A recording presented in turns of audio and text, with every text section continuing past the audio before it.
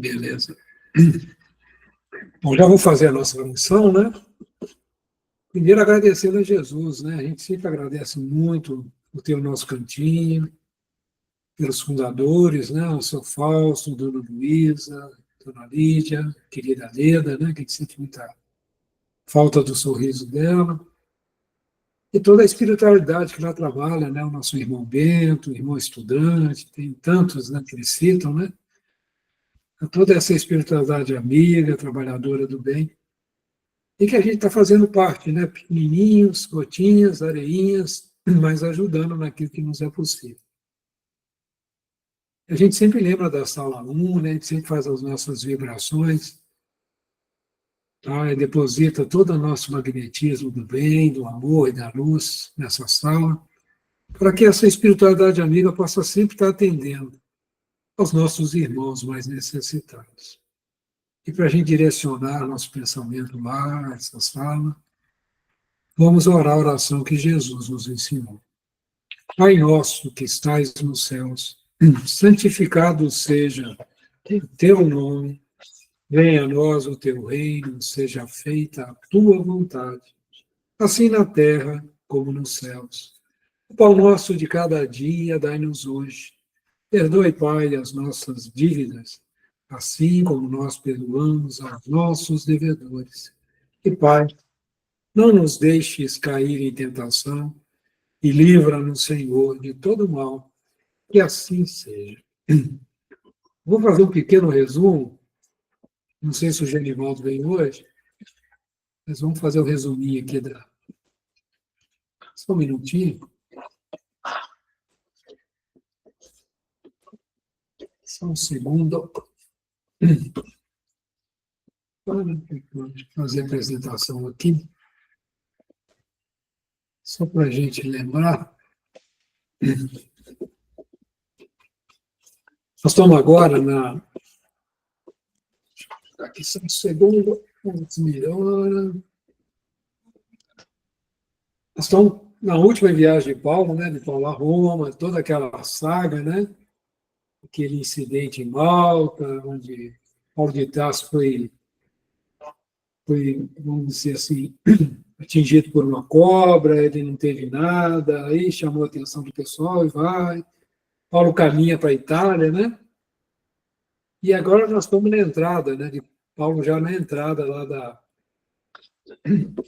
Deixa eu só fazer um negócio diferente para poder vê-los. Isso. E aqui é os barquinhos, né? Só lembrando, os barquinhos em conexão, né? Onde o incidente de Malta. Aqui novamente o mapinha, né? Foi esse último que o Genivaldo mandou para mim. Isso aconteceu tudo no ano 61 depois de Cristo, viu, gente? Para a gente se localizar no tempo, né? E Paulo chega aqui pela Via Ápia. Ele chega ali pela Via Ápia, né? Aqui está o Coliseu tão famoso, né? Aqui está os círculos máximos, onde eles realmente sacrificavam os cristãos. Aqui está o Coliseu, o famoso Coliseu, né? Esse mapinha que o Genivaldo postou para a gente, né? E Paulo comenta, quando ele está na Via Ápia, ele acha ali muito bacana, muito bonito, né? E fica olhando a paisagem. E essa é a Via Ápia nos dias atuais, né? A gente passa aqui de quando alguém visita lá Roma, né? Você faz esse passeio, passa aí na Via Ápia, um pedacinho dela, né? Mas está aí firme até hoje, onde toda a movimentação das tropas romanas ocorria, né?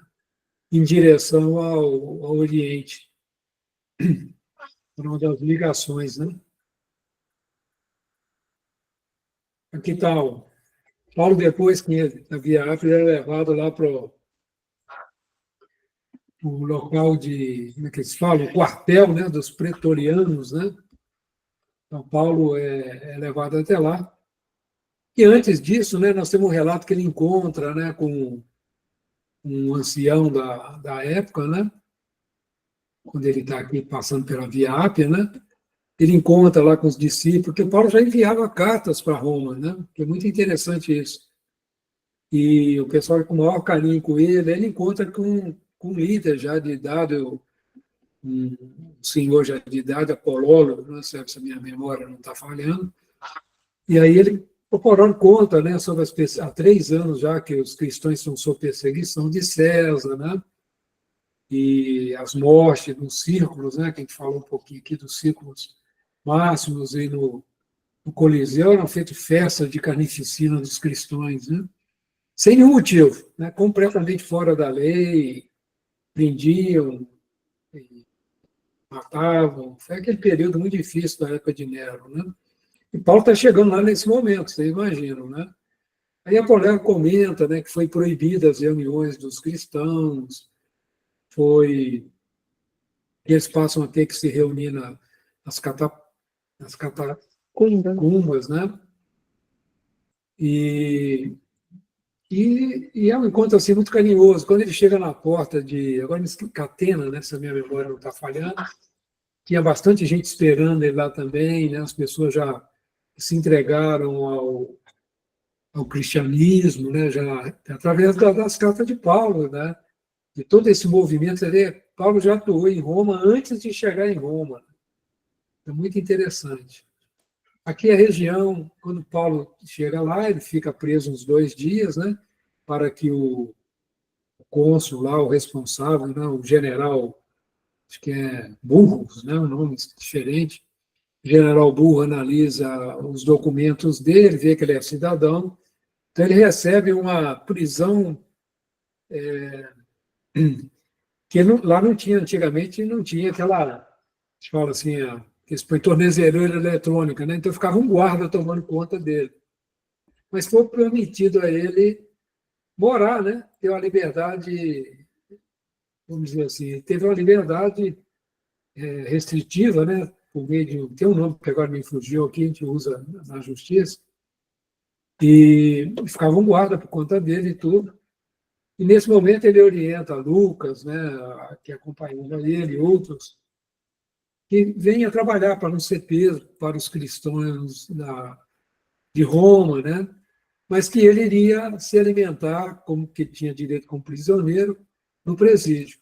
E é muito interessante que Paulo aproveita esse momento que ele está aqui morando na via momentânea, né, numa das casas aqui, e ele aproveita quando vai no presídio para consolar os presos, né, que é a prisão mametina.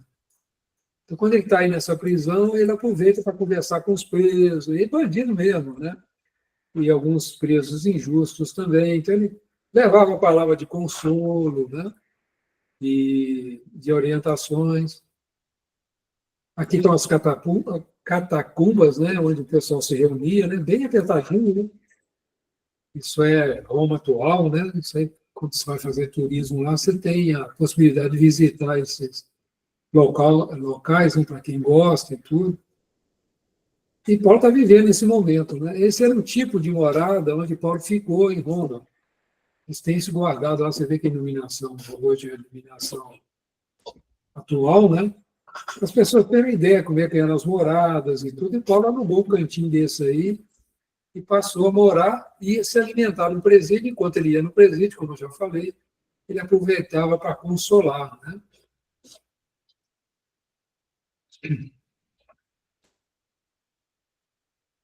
É muito interessante aí também, né? E conta a história do escravo Onésimo, né? Que ele, nessa visita na prisão e tudo, ele conheceu esse escravo, e ele ajuda esse escravo a se tornar cristão, né? Regenerado, e ele escreve uma carta a Filemon, que era um homem muito rico que esse escravo havia roubado e fugido. E ele escreve pedindo que ele receba de volta o escravo, que ele está arrependido, né? E esse escravo volta a Filemon com essa carta de Paulo, né? Então, muito interessante está relatado também, nós já lemos sobre isso, né?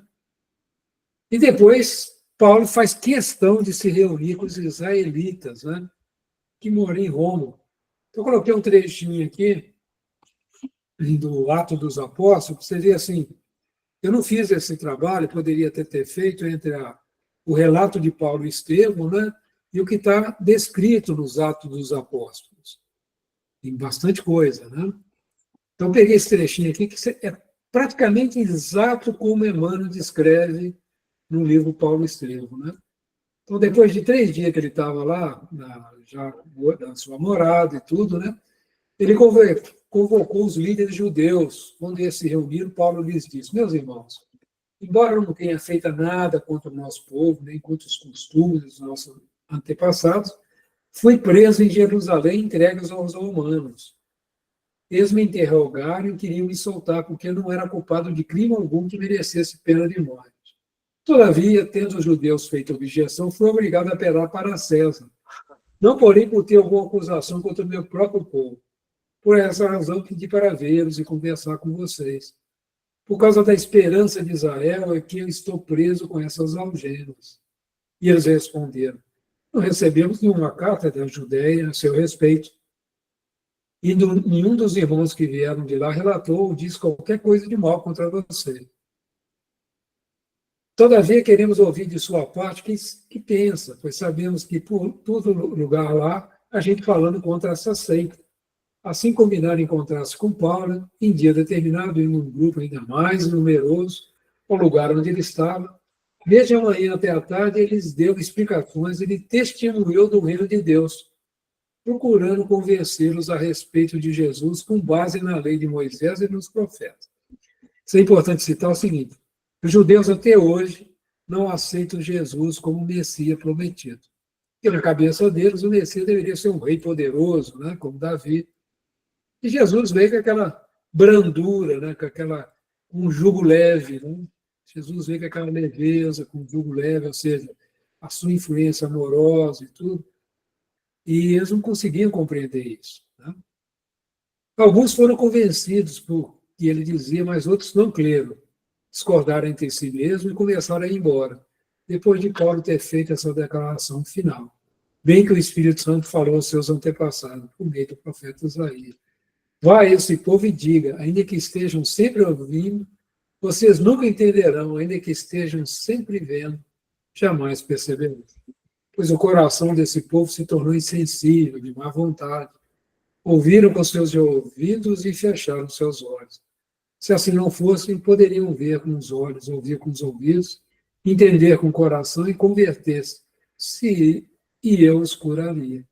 Portanto, quero que saiba que essa salvação de Deus é enviada aos gentios. Eles a ouvirão. Depois que ele disse isso, os judeus se retiraram, discutindo intensamente entre si. Muito interessante, assim, que é uma coisa muito comum no povo judeu, essa característica de discutir muito as coisas. Às vezes eles ficam rodeando uma ideia por hora, dias, semanas, é muito interessante. E pode até falar um pouco melhor sobre isso, é o nosso querido Genivaldo, que já chegou, né? E com a gente. Então, fiz esse resuminho aqui, viu, gente? Só para a gente lembrar, agora eu vou pedir a Cláudia para ler e vou entregar o bastão para o Genivaldo, né? Claro. Aí, vamos aguardar o Genivaldo, claro. Uhum. Lógico, eu trouxe o Atos dos Apóstolos para lembrar aquele finalzinho, né, que Paulo. Deixa eu só colocar no lugar certo aqui. Aqui. Eu fui até esse momento, fiz um pequeno histórico aqui do que se passou no nosso último estudo.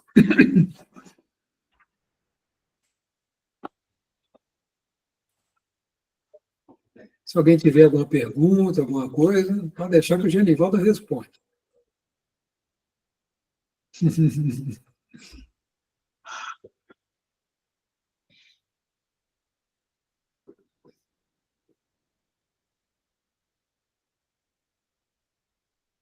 Pode ler?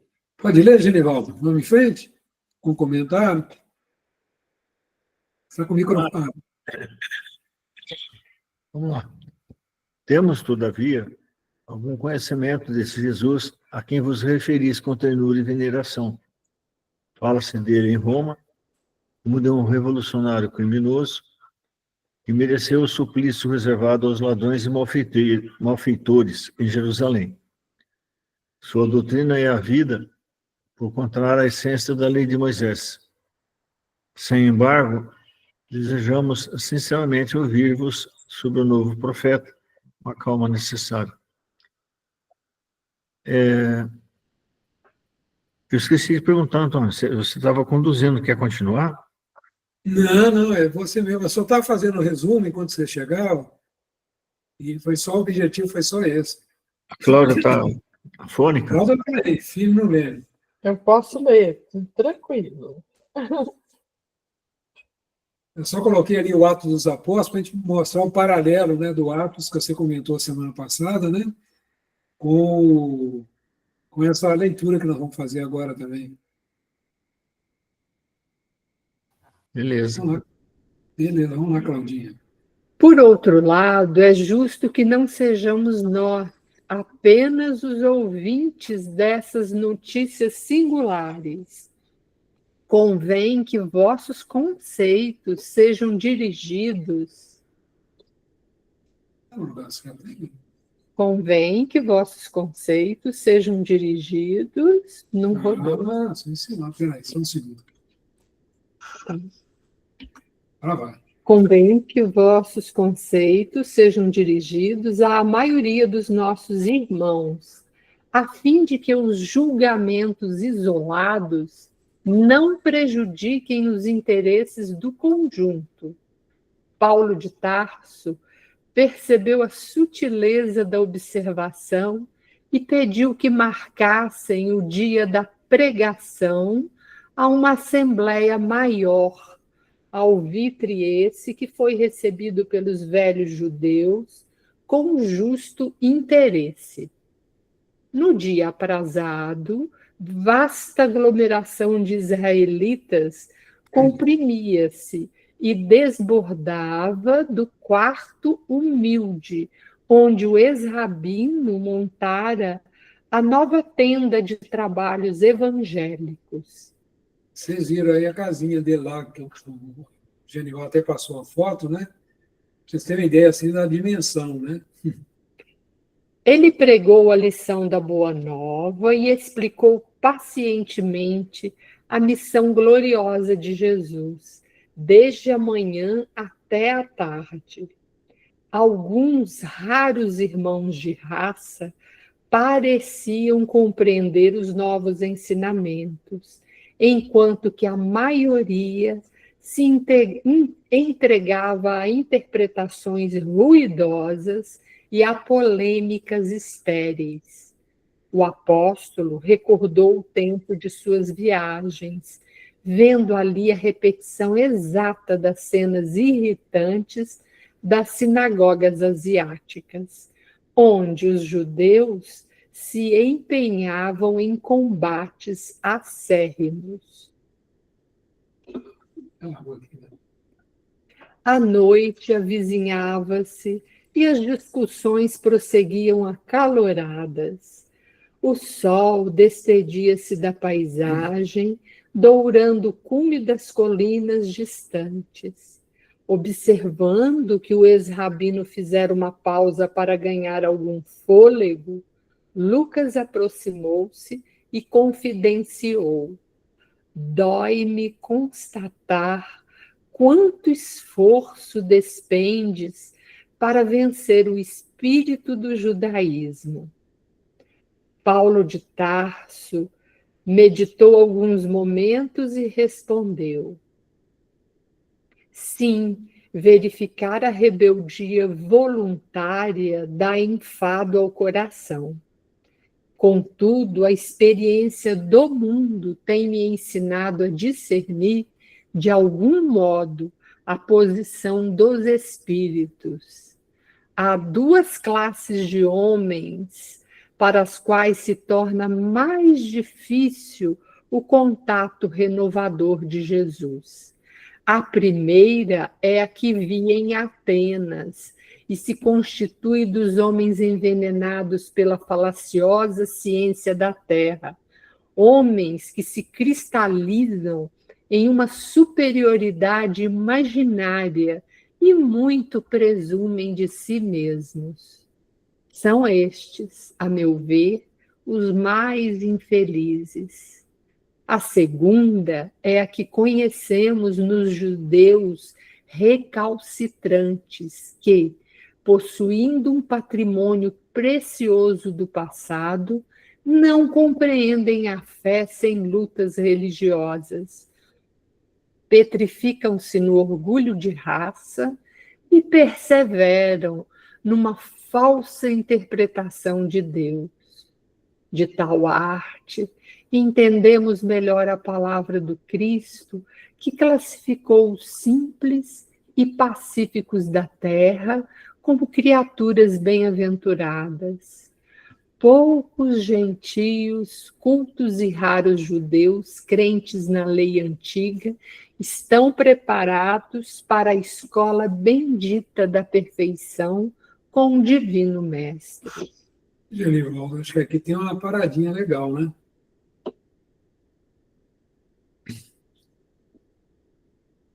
Esse comentário aqui é interessante. Essa questão, né, quando Paulo esteve em Atenas, né? E a gente, eu acho O jeito grego que essas... o jeito Oi? grego de discutir, o jeito grego de abordar e discutir, né? Colocado no raciocínio, né, na ciência e tal.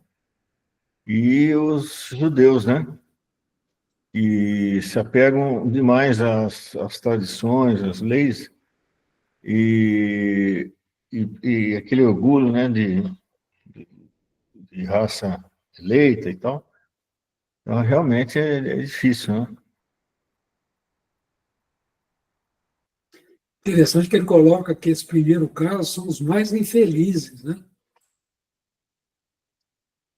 É. E no momento atual, o que nós estamos vivendo, né, Genival? Essas duas, não sei se você tem a mesma visão, mas eu sinto as duas situações são muito presentes ainda nas nossas vidas, né? É. Interessante.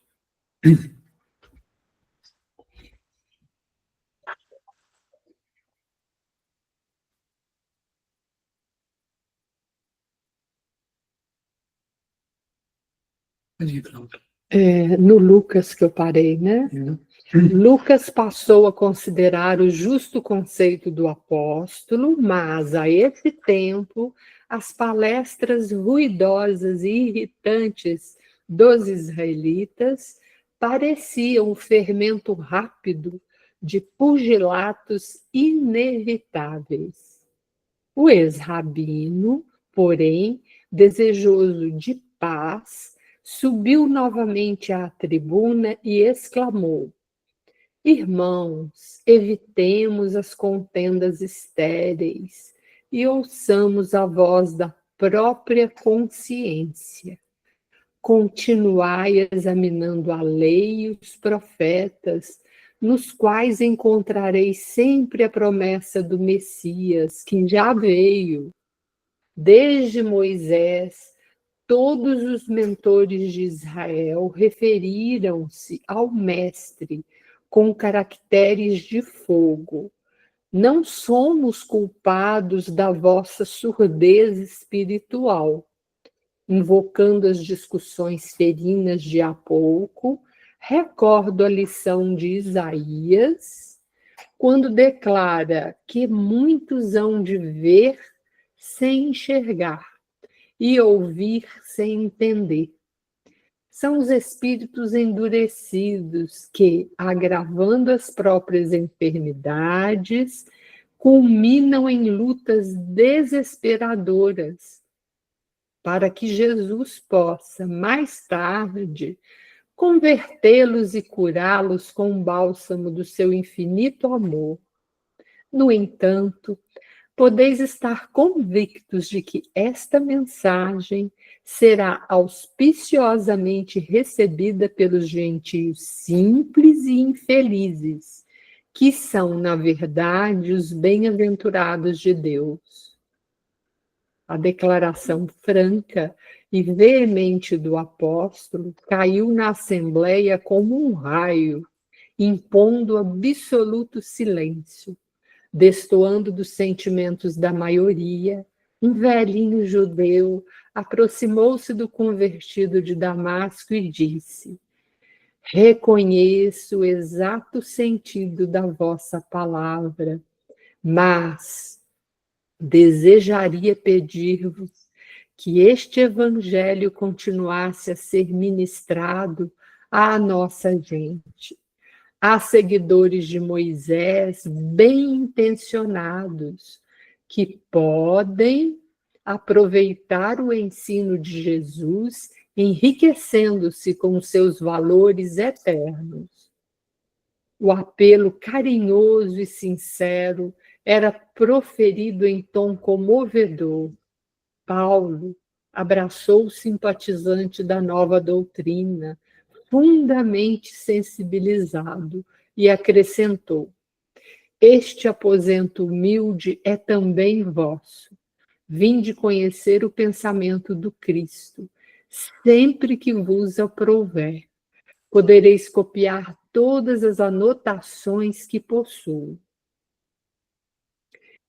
E não ensinais na sinagoga?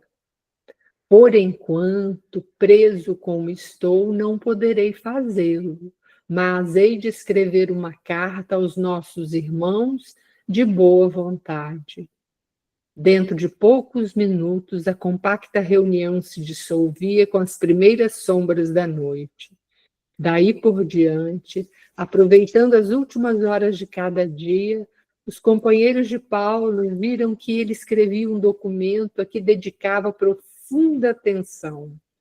Às vezes era visto a escrever com lágrimas, como se desejasse fazer da mensagem um depósito de santas inspirações. Em 2 meses entregava o trabalho a Aristarco para copiá-lo, dizendo: esta é a epístola aos Hebreus.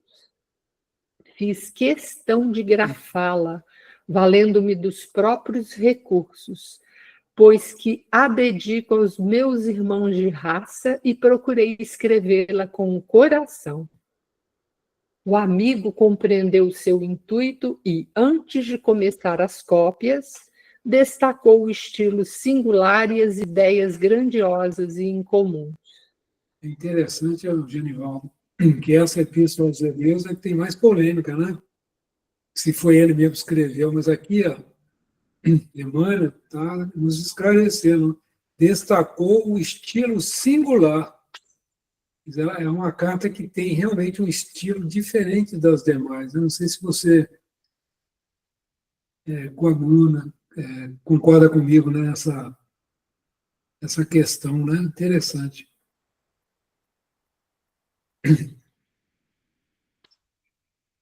Ô, Antônio, que ponto que você levanta aqui? Ele está falando da Epístola aos Hebreus, né? Certo. E o amigo dele, quando recebe a carta, ele faz esse comentário, né? Destacou o estilo singular e as ideias grandiosas e incomuns. Quer dizer, o pessoal discute muito se essa carta foi escrita por Paulo, porque ela tem um estilo diferente. Não sei se você já teve acesso a esse tipo de... Tem muita polêmica, né? Nesses estudos evangélicos e tudo. E aqui a Emmanuel está deixando claro, né, que a carta foi escrita por Paulo mesmo, de próprio punho, né? E que ele, inclusive, é a base de lágrimas, de emoção, né? Muito interessante. É. Era esse ponto, Geraldo, que estava querendo ouvir a sua opinião.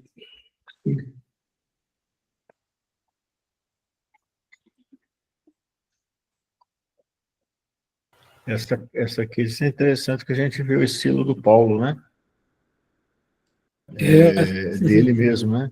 Dá para a gente ver como é que é. E ela é linda, né? Não sei se você já teve a oportunidade de estudá-la, porque eu acho ela, assim, Carta aos Romanos também é muito, muito interessante, mas todas elas, né, Genivaldo? Não tem como, mas essa aos Hebreus ele fala para o povo dele, né? Que é um povo difícil, né? Muito, muito interessante. A gente vai ter chance de estudar as cartas, né? Depois, se o pessoal concordar. E a gente vai poder ver, fazer esses paralelos, né? Muito interessante. E eu achei interessante também, Paulo, você vê como é que esse livro enriquece o Atos dos Apóstolos, né? Eu fiz até questão de ler como está hoje no Novo Testamento, e a gente fazer a leitura de como foi o encontro relatado por Emmanuel, né? Relatado por Paulo, na realidade, né? A gente vê ali a intervenção de Paulo para apaziguar os ânimos, né, das discussões, muito interessante. Legal.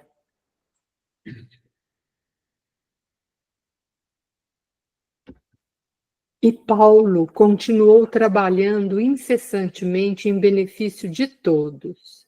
A situação como prisioneiro era a mais confortadora possível. Fizera-se benfeitor desvelado de todos os guardas que lhe testemunhavam o esforço apostólico. A uns aliviar o coração com as alegrias da boa nova, a outros curar moléstias crônicas e dolorosas.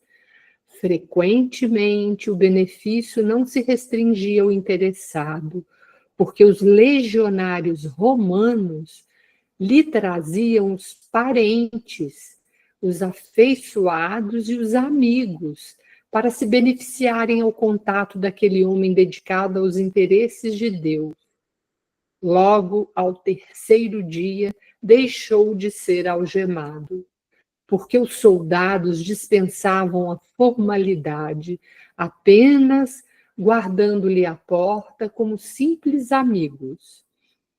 Não poucas vezes, esses militares benévolos o convidavam a passear pela cidade, especialmente ao longo da Via Ápia, que se havia tornado o local da sua predileção. Sensibilizado, o apóstolo agradecia essas provas de condescendência. Os benefícios do seu convívio tornavam-se dia a dia mais evidentes, impressionados com a sua palestra educativa e com as suas maneiras atenciosas. Muitos legionários, antes relapsos e negligentes, transformavam-se em elementos úteis à administração e à sociedade. Os guardas começaram a disputar o serviço de sentinela ao seu aposento, e isso lhe valia pelo melhor atestado de valor espiritual. Visitado incessantemente por irmãos e emissários das suas igrejas queridas, da Macedônia e da Ásia, prosseguia desdobrando energias na tarefa de amorosa assistência aos amigos e colaboradores distantes, mediante cartas inspiradíssimas. Havia quase 2 anos que o seu recurso a César jazia esquecido nas mesas dos juízes displicentes, quando sobreveio um acontecimento de magna importância. Certo dia, um legionário amigo levou ao convertido de Damasco, um homem de feições másculas e enérgicas, aparentando 40 anos mais ou menos. Tratava-se de Acácio Domício, personalidade de grande influência política, e que, de algum tempo, tinha cegado em misteriosas circunstâncias. Paulo de Tarso o acolheu com bondade e, depois de impor-lhe as mãos, esclarecendo-o sobre o que Jesus desejava de quantos lhe aproveitavam a munificência, exclamou comovidamente: Irmão, agora convido-te a ver em nome do Senhor Jesus Cristo. Vejo, vejo, gritou o romano tomado de júbilo infinito, e logo em um movimento instintivo ajoelhou-se em pranto e murmurou: Vosso Deus é verdadeiro. Profundamente reconhecido a Jesus, o apóstolo deu-lhe o braço para que se levantasse e ali mesmo Domício procurou conhecer o conteúdo espiritual da nova doutrina, a fim de reformar-se e mudar de vida. Solícito, anotou logo as informações relativas ao processo do ex-rabino, acentuando ao despedir-se: Deus me ajudará para que possa retribuir o bem que me fizestes.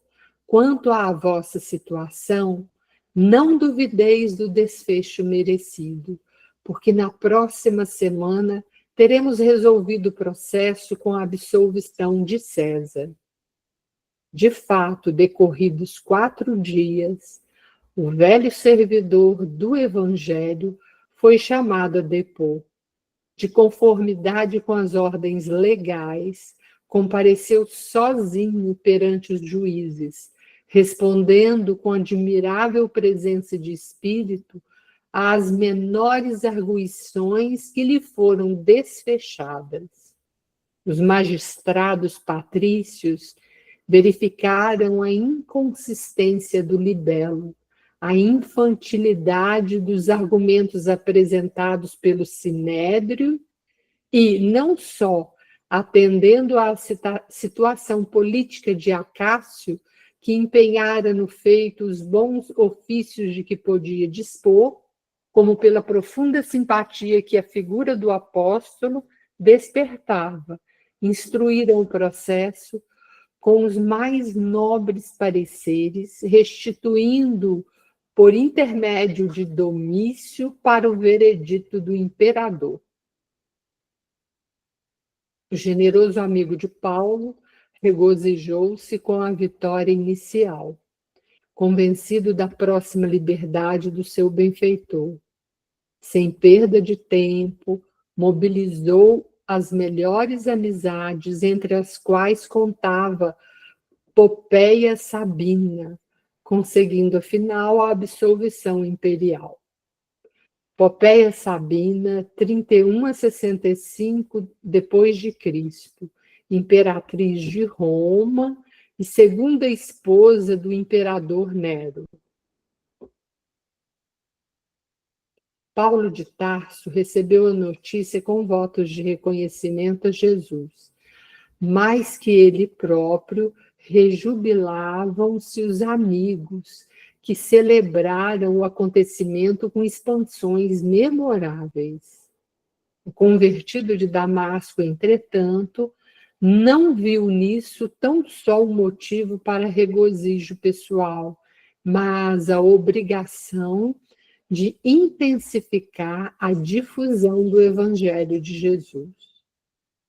Durante um mês, no princípio do ano 63, visitou as comunidades cristãs de todos os bairros da capital do Império.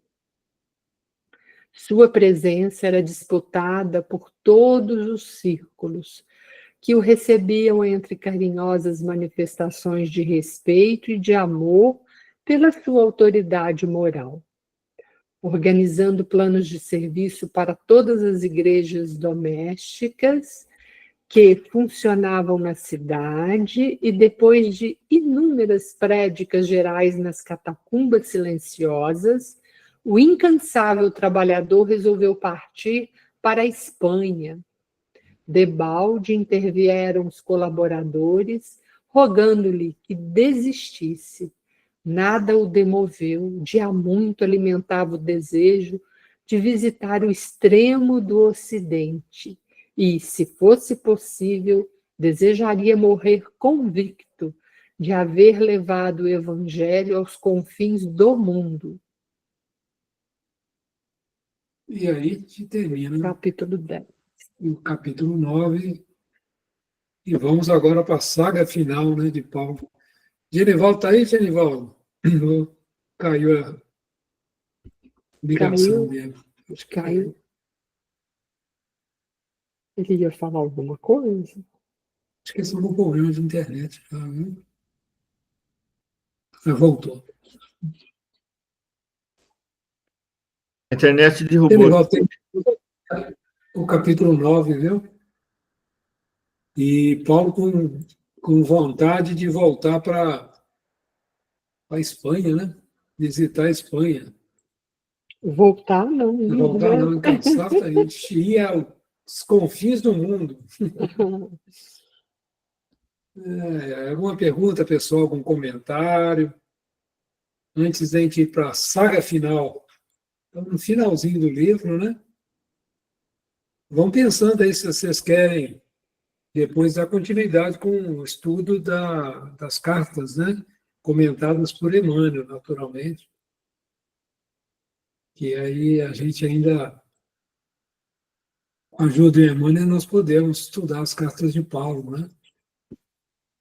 E até o Atos dos Apóstolos também, através de Emmanuel também. Nós podemos planejar isso, se for da vontade de vocês, né?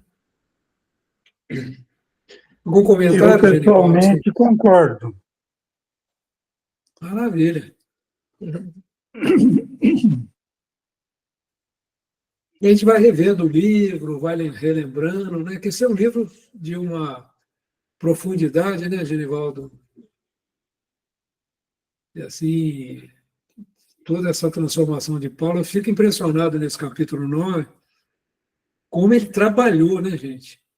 O cara não perdeu chance nenhuma Viajou muito. de levar o evangelho, e era com legionário, com o pessoal, com os presos. E sinceramente, emocionante a gente ver esse relato. Genivaldo hoje está mais caladinho, né, Genivaldo? Ele volta cansadinho hoje, ele Eu estive lá no Desde Pichinchão hoje. o pechinchão Foi do judiado trabalho. hoje? É, É mesmo, Genivaldo? Está judiado? Pra carregar a coisa, né? Cansa sim, sem dúvida nenhuma. Mas deu tudo certinho, né, gente? Porque eu chamei sua atenção aqui, por isso que eu não. Então vamos lá, o encontro do mês, assim, né, gente? Então vamos em frente. Quer comentar mais alguma coisa? Está tranquilo, né? Então vamos. Capítulo 10, ao encontro do Mestre. Às vésperas da partida, em busca da gentilidade espanhola, eis que o apóstolo recebe uma carta comovente de Simão Pedro. O ex-pescador de Cafarnaum escrevia-lhe de Corinto, avisando sua próxima chegada à cidade imperial. A missiva era afetuosa e enternecedora, cheia de confidências amargas e tristes. Pedro confiava ao amigo suas derradeiras desilusões na Ásia e mostrava-se-lhe vivamente interessado pelo que lhe sucedera em Roma. Ignorando que o ex-rabino fora restituído à liberdade, procurava confortá-lo fraternalmente. Também ele, Simão, deliberara exilar-se junto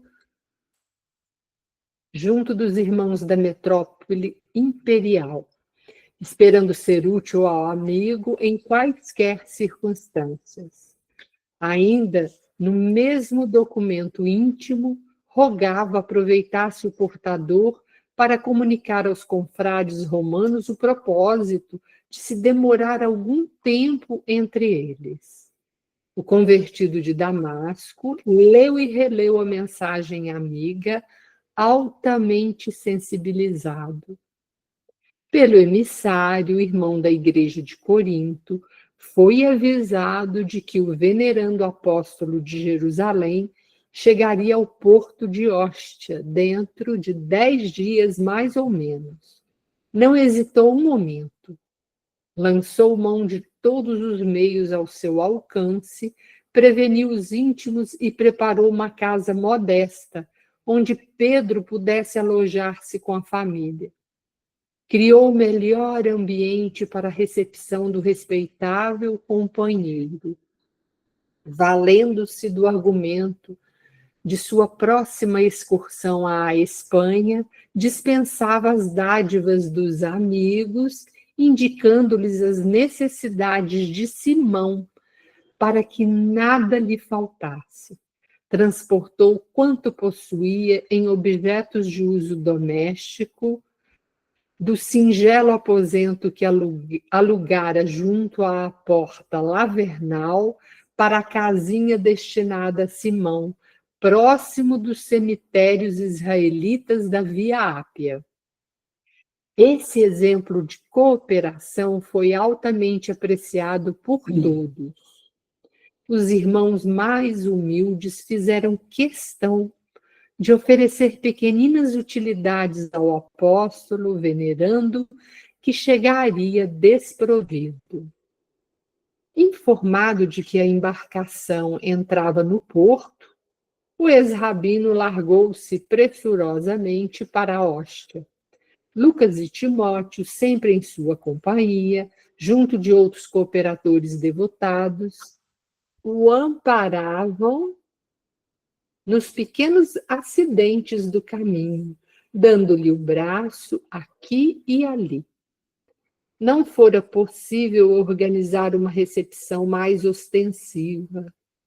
A perseguição surda aos adeptos do Nazareno apertava o cerco por todos os lados.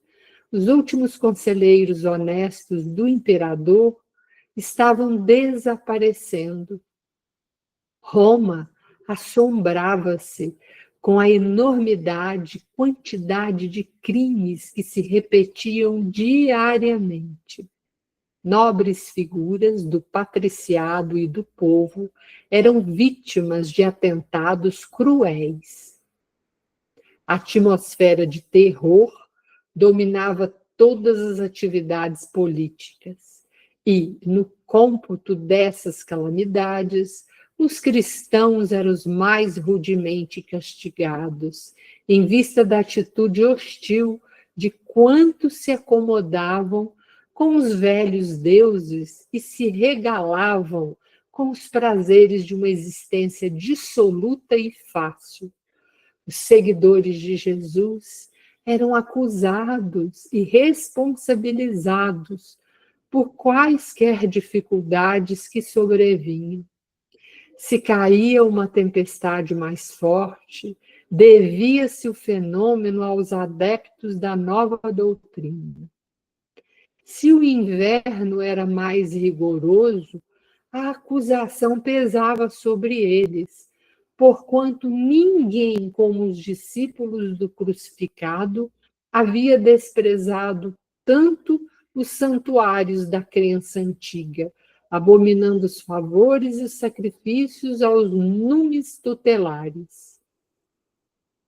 A partir do reinado de Cláudio, espalhavam-se lendas torpes a respeito das práticas cristãs. A fantasia do povo, ávido das distribuições de trigo nas grandes festas do circo, imaginava situações inexistentes, gerando conceitos extravagantes e absurdos com relação aos crentes do Evangelho. Por isso mesmo, desde o ano 58, os cristãos imbeles eram levados ao circo como escravos revolucionários ou rebeldes, que deveriam desaparecer. A opressão agravara-se dia a dia. Os romanos mais ou menos ilustres, pelo nome ou pela situação financeira, que simpatizavam com a doutrina do Cristo, continuavam indeles de públicos vexames. Mas os pobres, os operários, os filhos da plebe eram levados ao martírio, às centenas. Assim, os amigos do Evangelho não prepararam nenhuma homenagem pública à chegada de Simão Pedro. Em vez disso, procuraram dar ao fato um cunho todo íntimo, de maneira a não despertar represálias dos esbirros da situação. Paulo de Tarso estendeu os braços ao velho amigo de Jerusalém, tomado de alegria. Simão trouxera a esposa e os filhos, além de João. Sua palavra generosa estava cheia de novidades para o apóstolo do gentilismo. Em poucos minutos, ficou sabendo da morte de Tiago e das novas torturas infligidas pelo Sinédrio à igreja de Jerusalém. O velho pescador contava as últimas peripécias da sua sorte, bem-humorado. Comentava os testemunhos mais pesados, com um sorriso nos lábios, e intercalava toda a narrativa de louvores a Deus. Depois de reportar-se às lutas que empenhara em muitas e repetidas peregrinações, contava ao ex-rabino que se refugiara alguns dias em Éfeso, junto de João, sendo acompanhado pelo filho de Zebedeu até Corinto, onde resolveram demandar a capital do império. Paulo, por sua vez, relatou as tarefas recebidas de Jesus nos últimos anos, e era de ver-se o otimismo e a coragem desses homens que, inflamados do espírito messiânico e amoroso do Mestre, comentavam as desilusões e as dores do mundo como láureas da vida. Depois das suaves alegrias do reencontro, o grupo se encaminhou discretamente para a casinha reservada a Simão Pedro e sua família. O ex-pescador, sentindo a excelência da acolhida carinhosa, não encontrava palavras para traduzir os júbilos da alma. Como Paulo, quando chegou a Pozzuoli, tinha a impressão de estar em um mundo diferente daquele em que vivera até então. Com a sua chegada, recrudesceram os serviços apostólicos, mas o pregador do gentilismo não abandonou a ideia de ir à Espanha, alegando que Pedro o substituiria com vantagem, deliberou embarcar no dia prefixado em um pequeno navio que se destinava à costa gaulesa. Não valeram amistosos protestos, nem mesmo a insistência de Simão para que adiasse a viagem. Acompanhado de Lucas, Timóteo e Demas, o velho advogado dos gentios partiu ao amanhecer de um dia lindo, cheio de projetos generosos. A missão visitou parte das Gálias, dirigindo-se ao território espanhol, demorando-se mais na região de Tortosa. Em toda parte, a palavra e feitos do apóstolo ganhavam novos corações para o Cristo, multiplicando os serviços do Evangelho e renovando as esperanças populares à luz do reino de Deus. Em Roma, todavia, a situação prosseguia cada vez mais grave, com a perversidade de Tigelino à frente da prefeitura dos pretorianos, acentuara-se o terror entre os discípulos de Jesus. Faltava somente um édito em que os cidadãos romanos, simpatizantes do Evangelho, fossem condenados publicamente, porque os libertos, os descendentes de outros povos e os filhos da plebe já enchiam as prisões. Simão Pedro, como figura de relevo do movimento, não tinha descanso. Não obstante a fadiga natural da senectude, procurava atender a todas as necessidades emergentes. Seu espírito poderoso sobrepunha-se a todas as vicissitudes e desempenhava os mínimos deveres com devotamento máximo à causa da verdade. Assistia os doentes, pregava nas catacumbas, percorria longas distâncias, sempre animoso e satisfeito.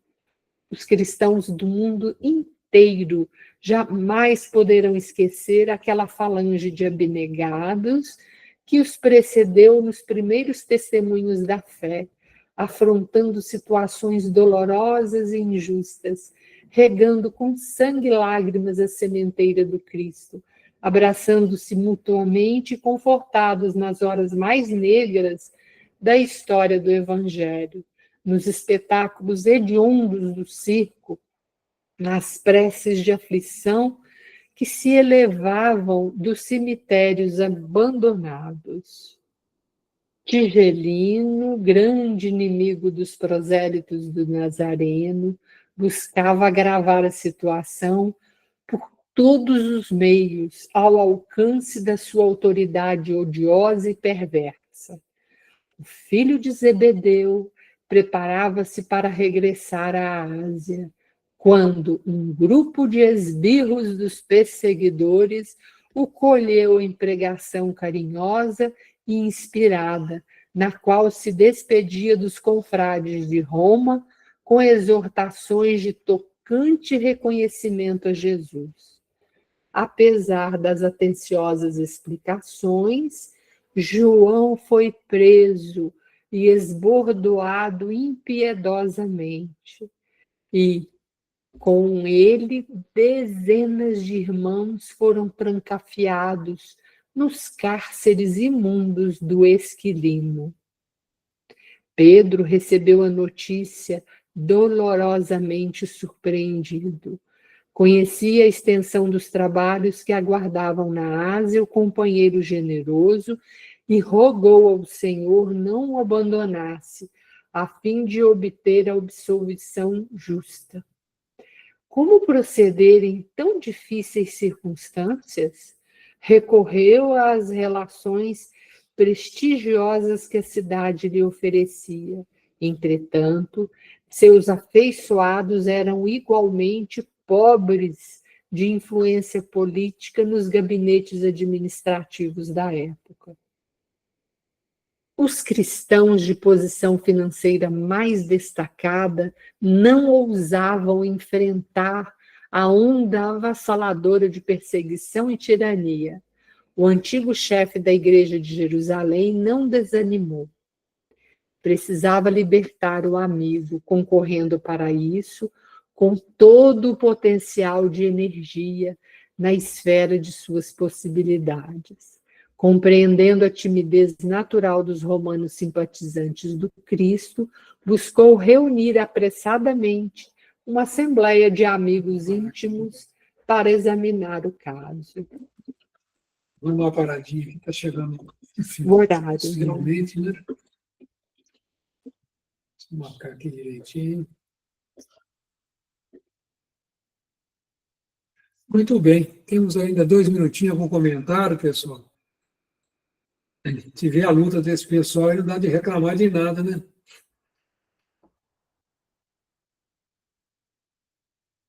O conforto que a gente fala hoje do Evangelho, que a gente estuda, né? Comparado a essa luta, Rio Santo.